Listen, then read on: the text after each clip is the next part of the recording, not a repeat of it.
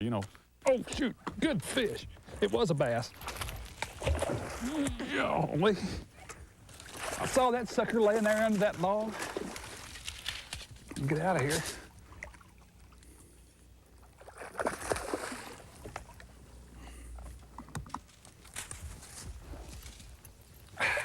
I saw that fish laying in that shade of that tree, and I didn't know what it was. I couldn't tell. I just saw the log. I threw a spinnerbait dead over it, and the fish swirled and took off, went down, and I dropped the spinnerbait. Thump, he nailed it. That's a nice fish. And the key would bent my spinnerbait all up big time. Modified my spinnerbait for me.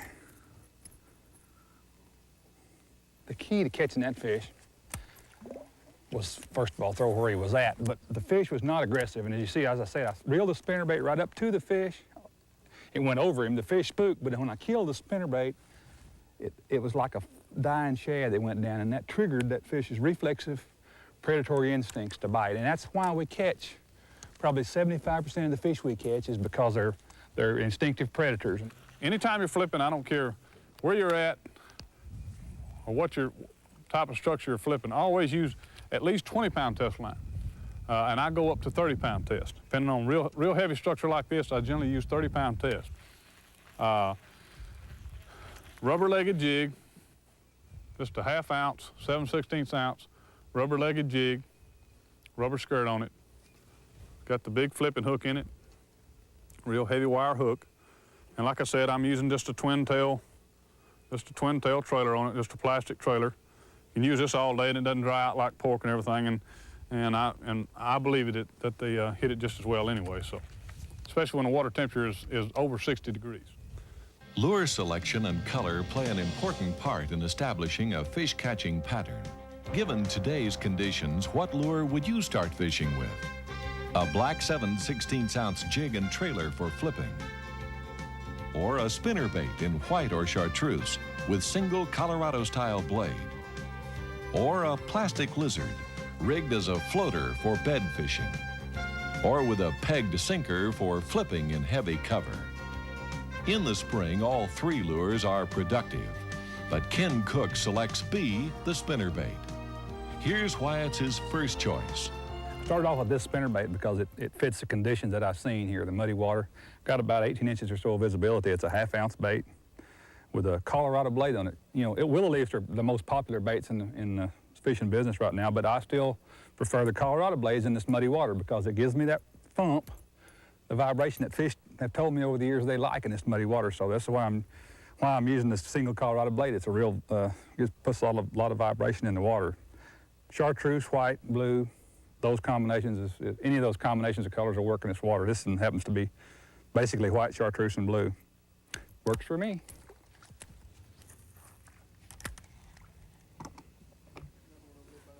Oh, there he is.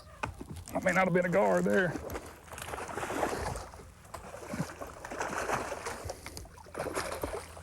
May not have been a gar swirl there after all. That's not old flatland fish. I bet you that was a bass. You know, almost the same thing happened on this fish as happened on that last one. Saw a swirl after the bait come by. Then I killed it, and he hit it again. Boy, that is a pretty fish. Look how short he is. Thank you. Okay, we've tried the very backs of 2 pockets, 2 little feeder creeks. We haven't really done much good. Okay, so I'm gonna surmise from that the fish are really on pre-spawn instead of spawn. And we're gonna work our way out of the creek now. Back out, as you can see, we're gonna go work out this bank a couple of 100 yards.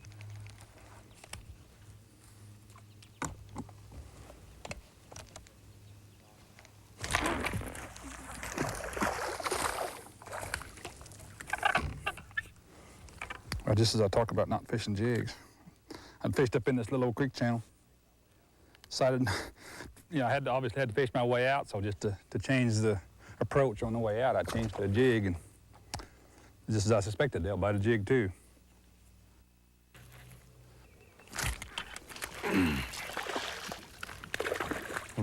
This fish right here came right off, if you look right in the water, just one little bitty isolated stick right there out of all these hundreds of miles of timber. Here this fish was right on the very outside edge, on the very outside bush. So that's going to tell us something. Now we're going to start looking for places like that. This does tell me one thing. The fish are more on the outsides, maybe not so many on the inside. So we're going to try, to run that pattern. We're going to fish some of these isolated, very outside isolated trees and see what happens. Bassmasters will continue with part 2 of pattern fishing for bass, the pre-spawn spotting season.